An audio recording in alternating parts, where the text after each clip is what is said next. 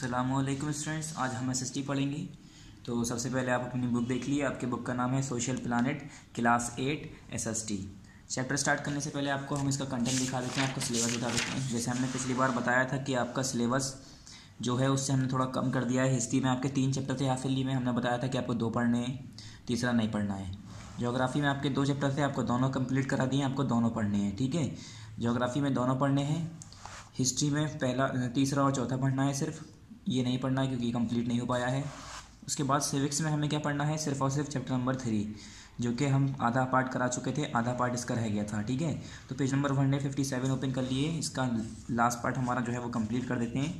Page number 157, page number 157 हमने यहाँ पर पार्ट 3 स्टार्ट किया था। इसका डेट वेट सब हमने कहा था लिख लीजिएगा आप अपने हिसाब से, जिस दिन ये वीडियो यूट्यूब पर अपलोड होती है उस दिन की हमने बताई थी। उसके बाद हमने इसका पार्ट 3 कहाँ पर कंप्लीट कराया था, हमने पार्ट 3 कंप्लीट कराया था यहाँ पर। पार्ट 3 कंप्लीटेड, हमने आपको बताया था कि यहाँ पर पार्ट 3 कंप्लीट हो गया। Function of parliament, function of parliament हमने बताया था, फिर यहाँ पर पूरा पढ़ाया। फिर फंक्शन ऑफ पार्लियामेंट के बाद हमने कहा था कि आपका यहाँ पर पार्ट 3 कंप्लीट हो गया है। अब पार्ट 4 स्टार्ट होगा पेज नंबर 161 से। पार्ट 4 कहाँ से स्टार्ट होगा, पेज नंबर 161 से।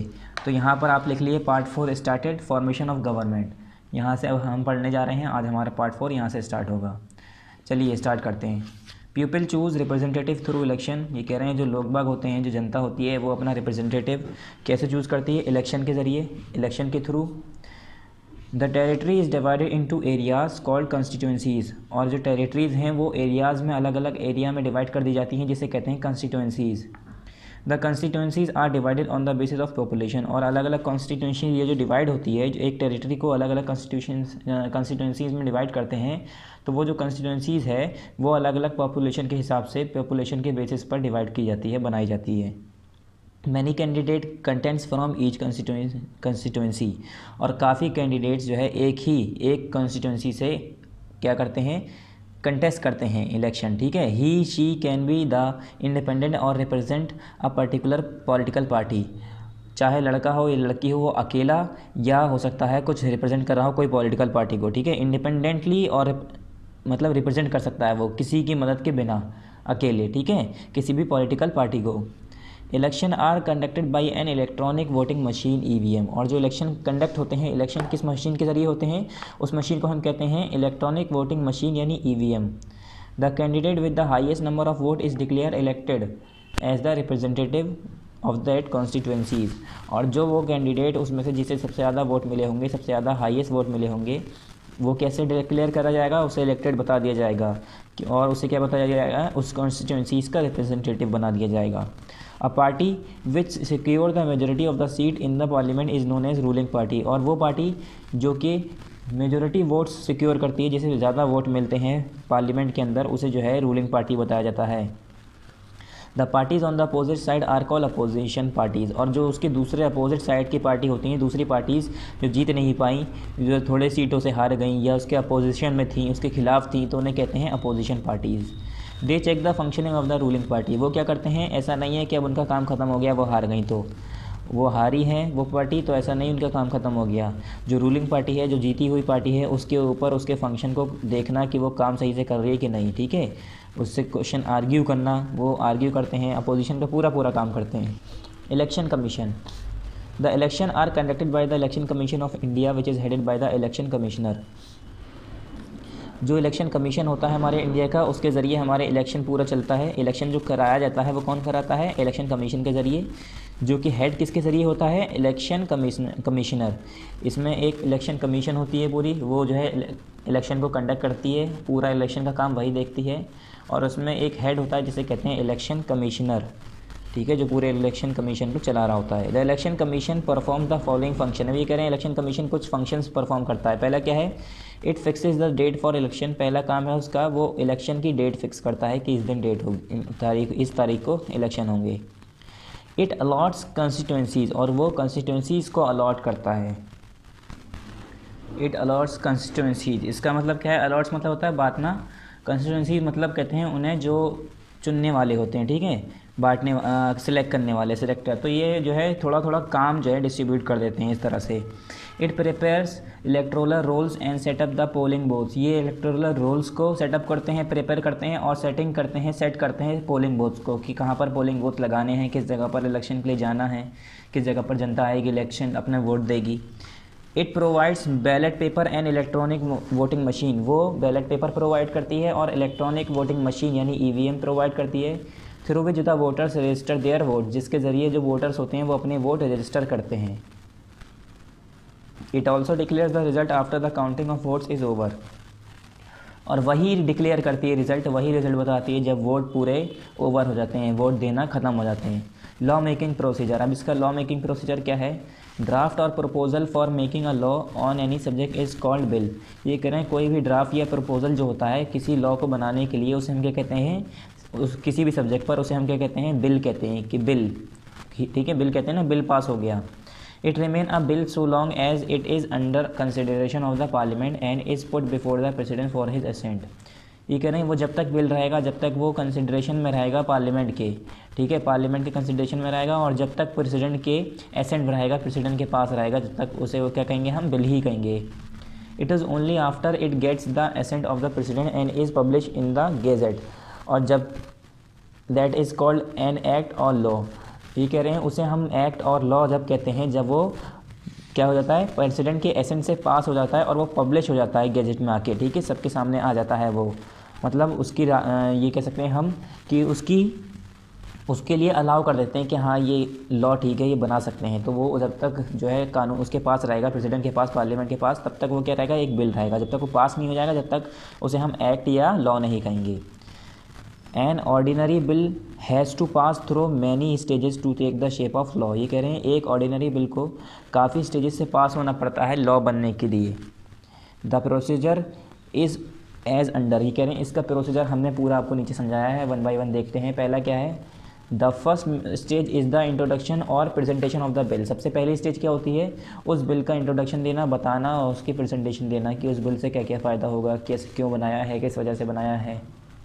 After the bill has been publish in the gazette, ये कह रहे हैं जैसे कि वो पब्लिश हो जाए गैजेट के अंदर, उसके बाद a day is fix for its second reading, तो उसका दूसरा दिन बनाया जाएगा उसकी सेकंड रीडिंग का, कि उसे दोबारा कब पढ़ना है, उसका दूसरा दिन एक फिक्स किया जाएगा। On that day and time, उस दिन और उस वक्त क्या होगा, the mover of the bill throws light on its objection, जो बिल को पढ़ने वाले होंगे, जो सेकंड रीडिंग के दिन जो मूवर्स होंगे बिल के, वो क्या करेंगे, उस पर लाइट मारेंगे, उस पर रोशनी डालेंगे बिल पे, और उसके ऑब्जेक्टिव्स जो है उस पर नज़र डालेंगे। इट्स मेन प्रोविज़न, उसके प्रोविजंस पर नज़र डालेंगे। इट्स नीड एंड यूटिलिटी, उसकी ज़रूरत क्या है और उसकी यूटिलिटी क्या है, उस पर नज़र डालेंगे। If the majority is in favour of sending the bill to select committee, a committee is constituted and the bill is then considered by the committee that in detail, ये कह रहे हैं अगर मेजोरिटी जो है फेवर में है, sending a bill to select a community, ये कह रहे हैं अगर किसी कम्युनिटी को सिलेक्ट करने के लिए अगर कोई बिल जो है फेवर में है, ठीक है, उसे मेजोरिटी मिल रही है कि हाँ ये बिल पास होना चाहिए, a community is constituted and the bill is then considered by the community in detail, तो वो कम्युनिटी जो है कंस्टिट्यूट होगी और उसके बाद वो बिल जो है किसके ज़रिए कंसिडर किया जाएगा, कम्युनिटी के ज़रिए पूरी डिटेल में। When the community report has been receive in the house, और वही फिर कम्युनिटी जो है अपनी रिपोर्ट बनाकर भेजेगी उस लॉ से रिलेटेड जो बनाया जा रहा है, उस बिल से रिलेटेड, कहाँ पर, हाउस के अंदर। A day is fix for consideration of the said report, और वो जो रिपोर्ट उन्होंने बताई, जो उसके खिलाफ दी, उसके लिए रिपोर्ट दी जो उन्होंने बिल पास किया, वो फिर उस पर देखा जाएगा एक फ़िक्स डे के दिन, ठीक है, उसे कंसिडरेशन के लिए एक दिन तय करा जाएगा। Thereafter a date is fix for the third reading of the bill, फिर उसके बाद तीसरी बार दोबारा एक दिन सेलेक्ट किया जाएगा कि इस दिन एक बार फिर से इसकी रीडिंग होगी, फिर से इस पर बातचीत होगी। A bill after having pass in one house has to pass through the similar stage in the other house, ये कह रहे हैं अब जैसे कि इस हाउस से पास हो गया तो इसी सिमिलर स्टेज से दूसरे हाउस से पास होना पड़ेगा उस बिल को। An ordinary bill after having been passed by the both house of parliament is put before the president for his assent, और एक जो ऑर्डिनरी बिल जो कि दोनों हाउस से पास हो जाता है उसके बाद वो प्रेसिडेंट के एसेंट के लिए जाता है, प्रेसिडेंट की राज़ी के लिए जाता है कि प्रेसिडेंट क्या कह रहे हैं इस पर, ठीक है, प्रेसिडेंट की इजाज़त के लिए। फिर next page, procedure regarding money bills, money bills के रिगार्डिंग क्या प्रोसीजर है, उसका कैसे काम होता है मनी बिल के regarding.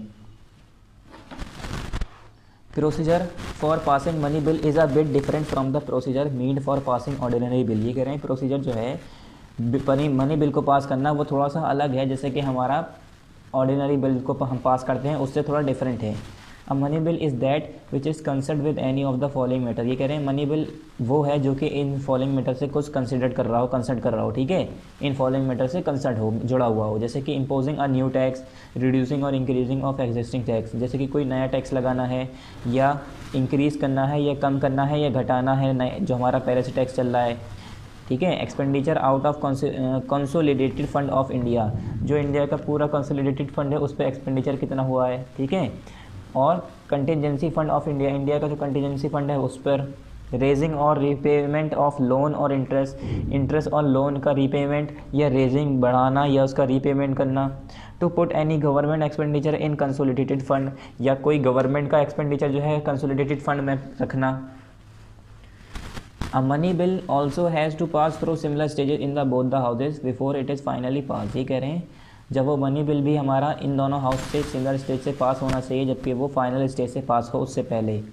But there are certain expectation to it, ये कह रहे हैं मगर उसकी कुछ एक्सेप्शंस हैं, certain exceptions to it which are as under. पहला क्या है, a money bill can originate only in Lok Sabha not in the Rajya Sabha. पहली बात, जो मनी बिल है वो हमारा सिर्फ और सिर्फ लोकसभा में ओरिजिनेट हो सकता है, राज्यसभा में नहीं हो सकता। अ money bill can be introduce only by the government, ये कह रहे हैं मनी बिल खाली गवर्नमेंट के जरिए ही इंट्रोड्यूस की जा सकती है। A minister can introduce money bill in the name of the president, और जो मिनिस्टर है वो इंट्रोड्यूस कैसे कर सकता है, प्रेसिडेंट के नाम से, प्रेसिडेंट के नाम पर। Rajya Sabha can not reject a money bill, और जो राज्यसभा है वो मनी बिल को रिजेक्ट नहीं कर सकती है उसे पास करने से, ठीक है। Can not reject a money bill pass by the Lok Sabha, मतलब किसी लोकसभा से अगर हमारा मनी बिल पास हो गया तो राज्यसभा उसे रिजेक्ट नहीं कर सकती, राज्यसभा को उसे मानना ही पड़ेगा।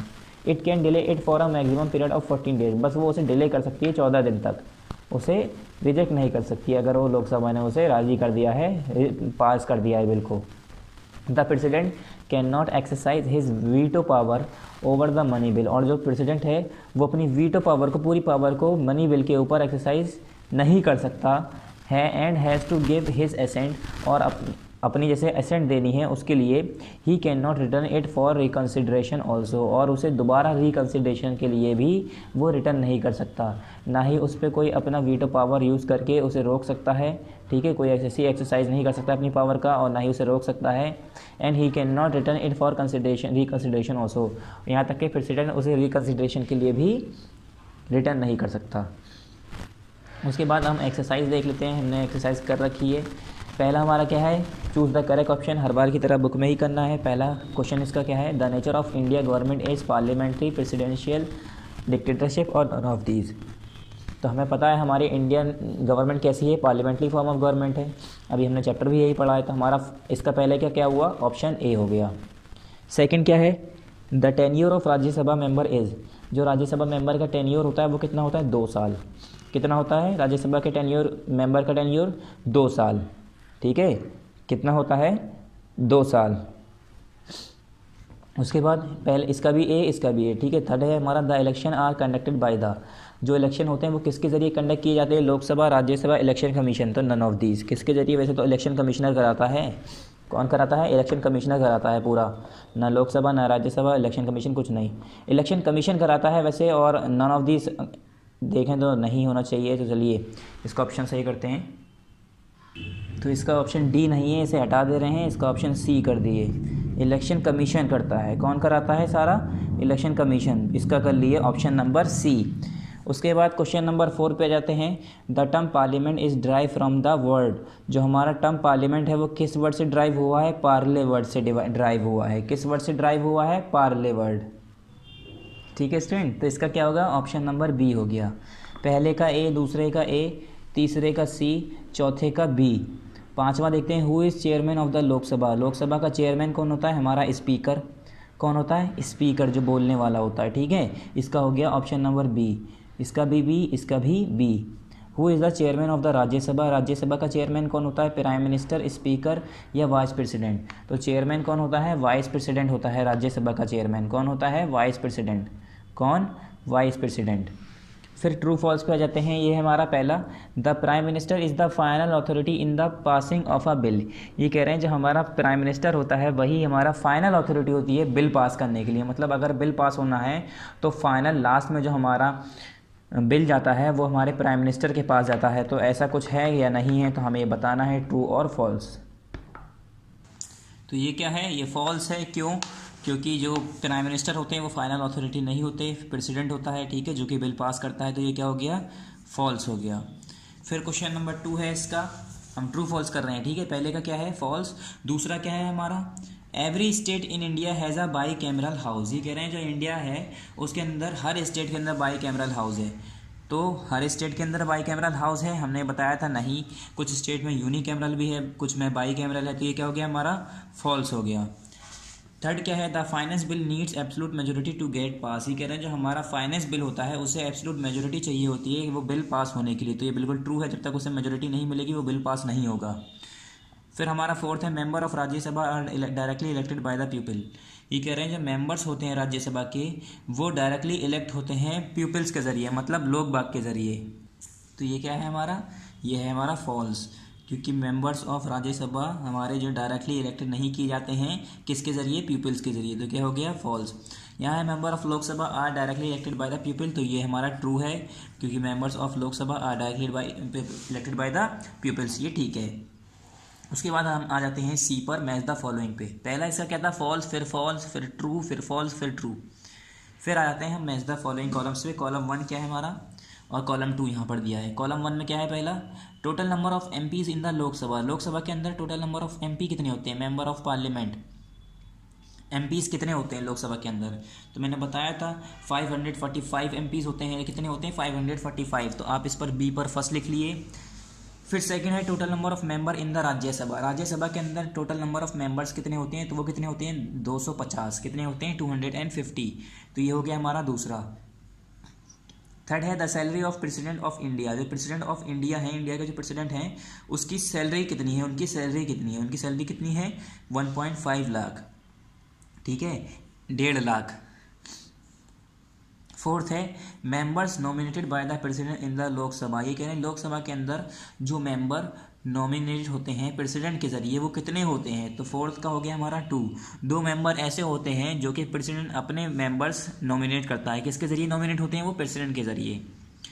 फिर है president members nominated by the president in the Rajya Sabha. और राज्यसभा के अंदर कितने वो नॉमिनेट करते हैं, 12 मेंबर। 12 मेंबर राज्यसभा के अंदर प्रेसिडेंट के होते हैं नॉमिनेट, और 2 मेंबर किसके अंदर होते हैं, लोकसभा के अंदर।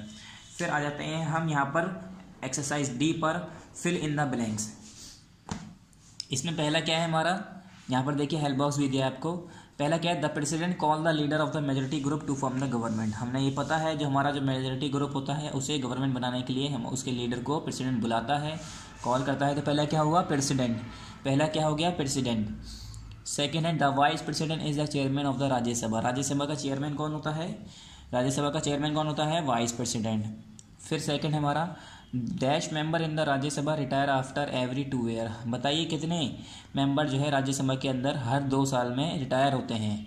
तो कितने रिटायर होते हैं, 2 साल में कितने रिटायर होते हैं, 1/3। कितने होते हैं, 1/3, यहाँ लिखा है 1/3 members in Rajya Sabha retire after every 2 years. फिर फोर्थ आया 2/3 members are given absolute majority. और जो एब्सोल्यूट मेजोरिटी मिलती है वो किसे मिलती है, 2/3 मेंबर को। फिर फिफ्थ है हमारा dash member in the Rajya Sabha nominated by the president. President के जरिए राज्यसभा के अंदर कितने मेंबर नॉमिनेट होते हैं, 12 मेंबर। यहाँ पर भी हमने 12 बताया था अभी आपको, ये है ना, member nominated by the president in the Rajya Sabha, उसके बाद 12, तो वही है 12 member in the Rajya Sabha nominated by the president. ये हो गया हमारा 12। पहले का क्या है, प्रेसिडेंट, फिर वाइस प्रेसिडेंट, फिर 1/3, उसके बाद 2/3, उसके बाद 12। फिर 6 आया there are 2 houses of parliament at the centre. कितने हाउसेज होते हैं हमारे सेंटर में पार्लियामेंट के, 2 हाउसेज, ठीक है। ये हमारा क्या हो गए, fill in the blanks complete हो गई। अब देखते हैं हम exercise E, answer this question in brief. पहला क्या है इसका question number first, how are member of Lok Sabha elected. जो लोकसभा के मेंबर होते हैं वो कैसे इलेक्ट किए जाते हैं। पेज नंबर 158 पे इसका आंसर हमने लिख रखा है, आप देखिए पेज नंबर 158, ये है ना। मैक्सिमम स्टैंड ऑफ लोकसभा, एक minute, maximum stand of Lok Sabha can be 552, out of which 530 member are elected by the people from the state and 20 member are elected to be elected from the union territories. ये क्या हो गया, answer number first हो गया exercise ई का। कहाँ से, maximum से लेकर यूनियन टेरिटरीज तक। कहाँ से, मैक्सिमम से लेकर यूनियन टेरिटरीज तक। फिर इसका क्वेश्चन नंबर 2 देखते हैं। क्वेश्चन नंबर 2 देखिए इसका, what is the eligibility for becoming a member of Rajya Sabha. Rajya Sabha का मेंबर बनने के लिए उसके लिए एलिजिबिलिटी क्या चाहिए, क्या क्या होना चाहिए, कितने साल का होना चाहिए, क्या क्या काम करा होना चाहिए। ठीक है, तो eligibility for becoming a member of Rajya Sabha, यहाँ पर आ जाइए पीछे, राज्यसभा वाले पोर्शन पे यहाँ पर। इसके बाद लिखा है क्वालिफिकेशन, यह है for the member of Rajya Sabha a person is required to the following qualification। पहला, he must be a citizen of India, he should have attained the age of 30 years, he should not be a man of unsound mind or insolvent, he should not hold an office of profit under the union government or state government। फिर last है हमारा, he should fulfill all other qualification fixed by the parliaments। ठीक है, ये क्या हो गया हमारा, यहाँ से हो गया आंसर नंबर, यहाँ तक आंसर नंबर 2 एक्सरसाइज ई। ठीक है, एक्सरसाइज ई आंसर नंबर 2 हो गया। ठीक है स्टूडेंट्स, फिर नेक्स्ट क्वेश्चन देखते हैं। ये है ना क्वेश्चन, यहाँ ही से लिख लीजिएगा, द एलिजिबिलिटी, यहाँ से लिखिएगा the eligibility for becoming a member of Rajya Sabha, उसके बाद आर करके, ठीक है, आर, या आप आर मत लिखिएगा, राज्यसभा के बाद यहाँ पर खाली डबल डॉट कर दिएगा। आंसर बता रहा हूँ मैं, ठीक है, ये इसका the eligibility for becoming a member of Rajya Sabha, उसके बाद यहाँ ऐसे कर दिएगा। आंसर बता रहा हूँ कैसे लिखना है, the eligibility for becoming a member of Rajya Sabha, इसके बाद ऐसे डबल डॉट करके आंसर यहाँ से लिखना है आपको, ये मत लिखिएगा, डायरेक्ट पॉइंट लिखना है। ठीक है, कहाँ से लिखना है, पहले ये लिखना है, उसके बाद ये लिखना है, उसके बाद ये, फिर ये, फिर ये। ठीक है स्टूडेंट, ये हमारा आंसर नंबर 2 हो गया एक्सरसाइज ई का। कहाँ से शुरू होगा, यहाँ से शुरू होगा, यहाँ पर ख़त्म होगा। फिर क्वेश्चन नंबर 3 देखते हैं जो नेक्स्ट पेज पे है। क्वेश्चन नंबर 3 क्या है हमारा, एक मिनट, अब देखिए, what is the eligibility for becoming a member of Lok Sabha. Lok Sabha का मेंबर बनने के लिए एलिजिबिलिटी क्या चाहिए। तो जैसे कि अभी हमने उसका बताया राज्यसभा का, ऐसे ही हमारा लोकसभा की हमने पढ़ा है। लोकसभा की एलिजिबिलिटी क्या है, तो पीछे आ जाइए, क्या है question number 3, what is the eligibility for becoming a member of Lok Sabha. Lok Sabha का मेंबर बनने के लिए क्या एलिजिबिलिटी चाहिए। तो लोकसभा वाले पे आ जाइए, यहाँ पर आइए पीछे, लोकसभा, यहाँ पर है हमारी क्वालिफिकेशन। ठीक है, तो यहाँ से लिखना है आपको 1 2 3 4 5, ये पॉइंट लिखने हैं आपको। ये हो गया हमारा आंसर नंबर, कौन सा हो गया, ये आंसर नंबर 3 हो गया एक्सरसाइज ई का।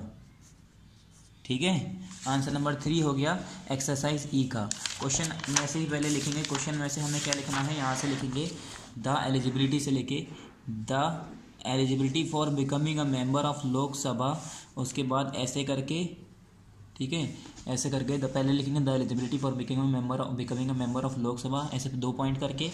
फिर यहाँ पर आ जाएंगे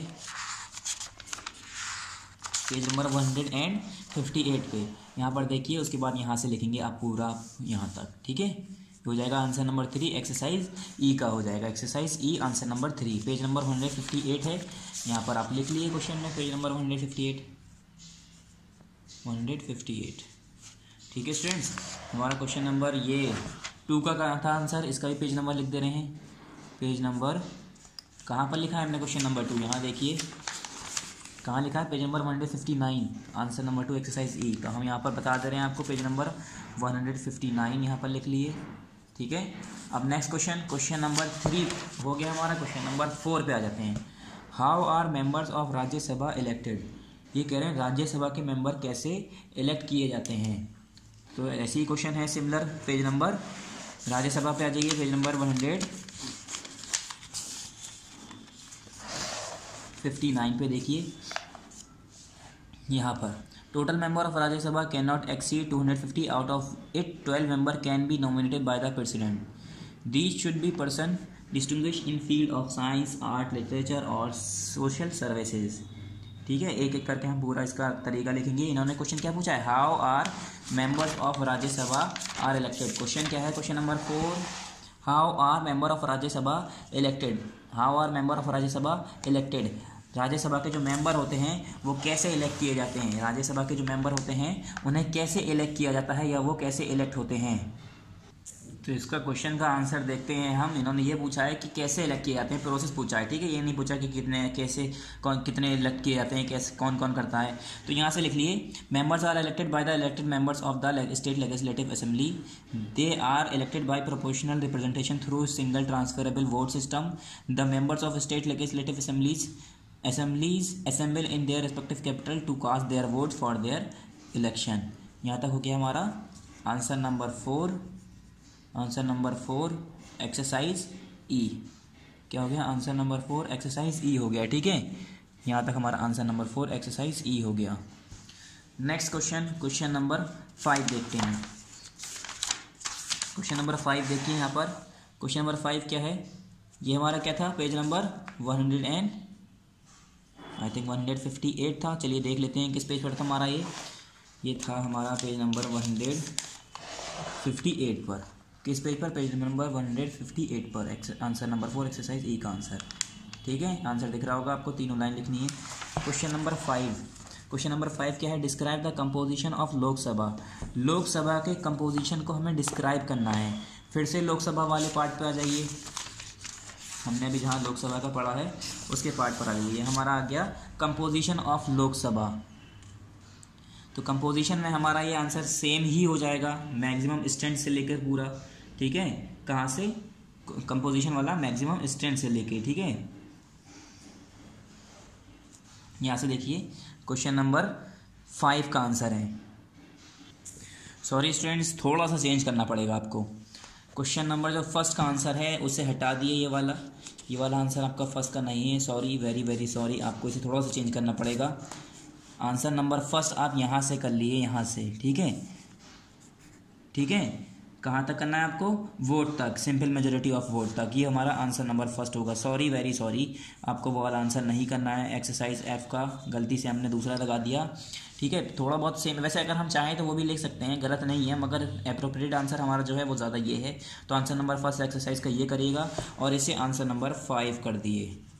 आंसर नंबर 5 है हमारा ये एक्सरसाइज ई का, ठीक है। आंसर नंबर 5 है हमारा यूनियन टेरिटरीज तक।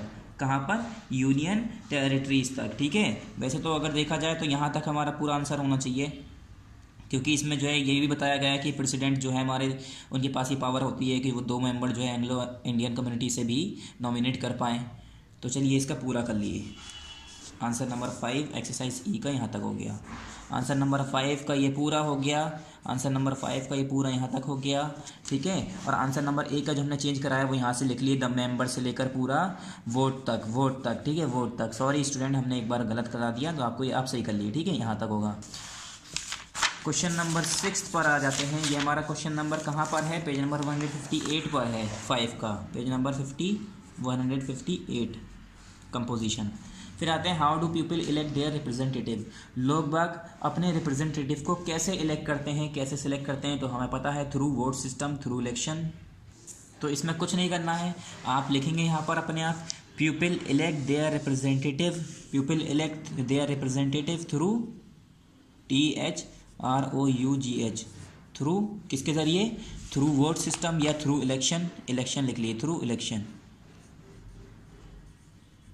ठीक है। यहाँ पर लिख लिए थ्रू इलेक्शंस।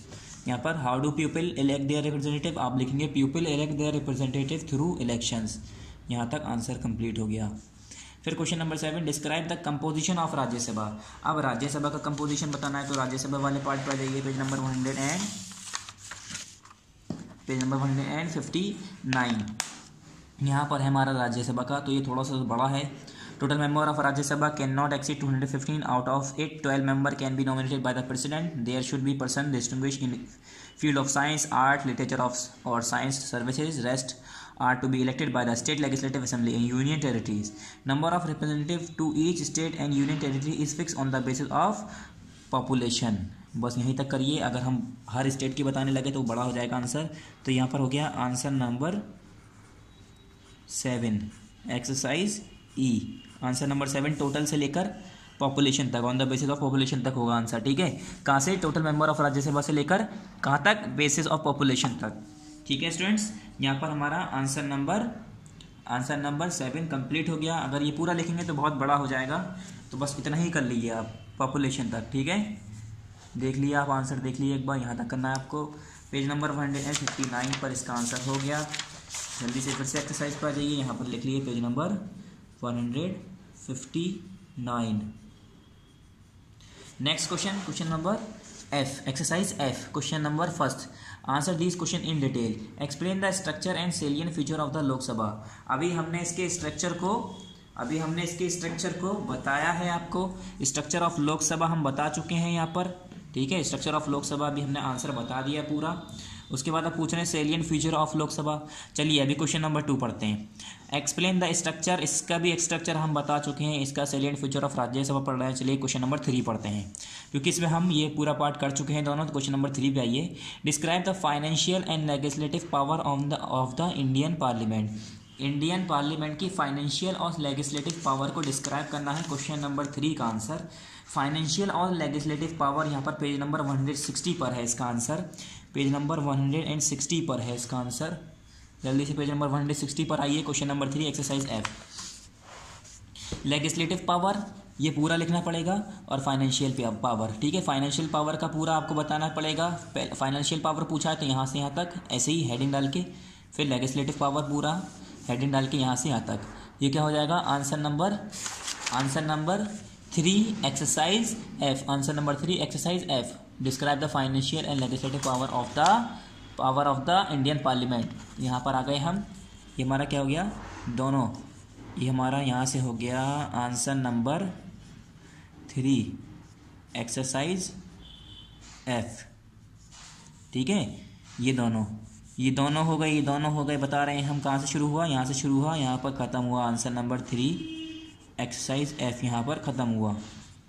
यहाँ से शुरू, यहाँ पर ख़त्म, ठीक है स्टूडेंट। क्वेश्चन नंबर 4 देखते हैं। क्वेश्चन नंबर 4 क्या है? अभी 2 और फर्स्ट छोड़ दिए, क्योंकि आप वो पहले भी कर चुके हैं, इस एक्सरसाइज में हमने करा है अभी। क्वेश्चन नंबर 4 क्या है? How does Indian parliament control the executive. ये कह रहे हैं इंडियन पार्लियामेंट जो है वो एग्जीक्यूटिव को कैसे कंट्रोल करती है। तो यहाँ पर आंसर होना चाहिए executive power, control over executive. बहुत बड़ा है वैसे तो आंसर, देखते हैं अगर बड़ा होगा ज़्यादा तो नहीं करेंगे। चलिए पेज नंबर 160 पर आ जाइए। क्वेश्चन नंबर 4 के लिए पहले देख लेते हैं आंसर, ठीक है। कंट्रोल ओवर द एग्जीक्यूटिव, ये कह रहे हैं India has adopted a parliamentary form of government. The executive power are in practice exercise by the cabinet leader of the majority party of Lok Sabha is appointed as the prime minister and the minister are taken from the member of the parliament. They are responsible to the parliament which keeps a check on the minister and their work. The MPs have the right to question about policies and program of the government. It is performed during question hour, 0 hour and no confidence motion. तो ये question तो बहुत important है देखा जाए तो आपको ये पूरा लिखना पड़ेगा। ये हो गया आंसर नंबर 4 हो गया। ये हमारा दोनों क्या है? ये आंसर नंबर 3 है, और ये भी आंसर नंबर 3 का दूसरा पॉइंट है। ये दोनों किसके पॉइंट है? आंसर नंबर 3 के पॉइंट है। ये आंसर नंबर 4 हो गया। एक्सरसाइज एफ है हमारी, ये तो आपको पता ही है, ठीक है। ये आंसर नंबर 4 हो गया पूरा, 0 आवर मोशन आवर तक, ठीक है। यहाँ से लेकर पूरा ये लिखना है आपको, कंट्रोल ओवर द एग्जीक्यूटिव। उसके बाद यहाँ से स्टार्ट करना है, यहाँ पर ख़त्म करना है, ठीक है। ठीक है स्टूडेंट्स, ये आपका क्वेश्चन नंबर 4 हो गया, मतलब आंसर नंबर 4 हो गया। एक्सरसाइज एफ का आंसर नंबर 4। क्वेश्चन नंबर 5 पर आ जाते हैं। तो क्वेश्चन नंबर 4 का आंसर किस पे है हमारा? किस पर है हमारा आंसर? जल्दी से इसका पेज नंबर देखते हैं। पेज नंबर 160 पर है। किस पर? पेज नंबर 160 पर है हमारा कंट्रोल ओवर द एग्जीक्यूटिव। तो यहाँ पर मैं लिख दे रहा हूँ पेज नंबर 160, ठीक है स्टूडेंट। फिर 5th question, examine the constituent electoral and judicial power of the Indian parliament. ये कह रहे हैं जो हमारा इंडियन पार्लियामेंट है उसकी कंस्टिट्यूएंट इलेक्टोरल और जुडिशियल पावर को हमें एग्जामिन करना है, बताना है।